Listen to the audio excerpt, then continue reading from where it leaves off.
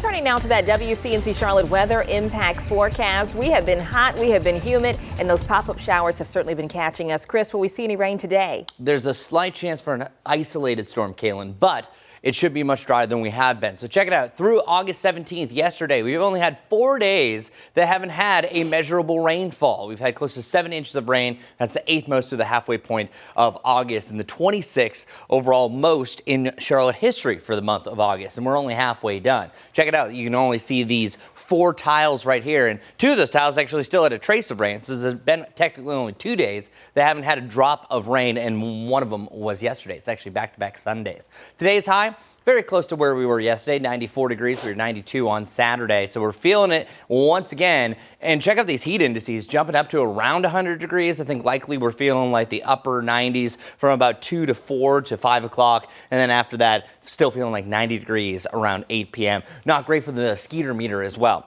Here's a look at that futurecast. This is what I'm talking about.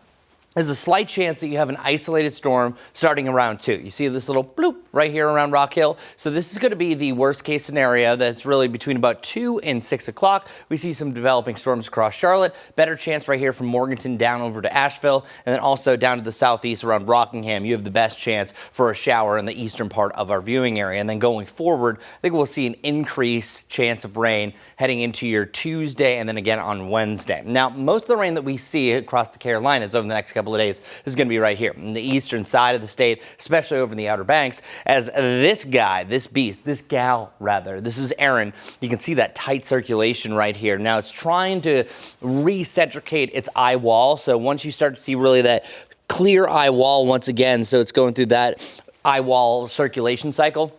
And then you're going to have a quick intensification, likely by about another 15 to 25 miles per hour. It already hit its peak, though, about 160. Don't think it really passes that. So here's a look at Hurricane Erin and the impacts that we have here locally. Up to about 145 later on today, and then it starts to come down a little bit as it has some less favorable conditions. But still a strong Category 3 major hurricane by the time you get about Wednesday afternoon. It's directly east of the Carolinas at that point, and then eventually turns back out to sea. This is the most recent advisory come about 5 a.m. The next one that they're going to adjust the winds will be at 8 a.m. So we'll be waiting for that. But as I mentioned, the biggest impact that we're going to see is right along the coast. The coastal Carolinas have a high risk for rip currents starting today, and then that will continue through the rest of this week. By about Wednesday, all of this will be red, so less likely you have really a big impact here in South Carolina for the near term, but not great for the Outer Banks. Now, for that 7-day forecast, you can see that when the Panthers are back in town, it's Thursday, their last preseason game, the rain chances start to come up, 40%,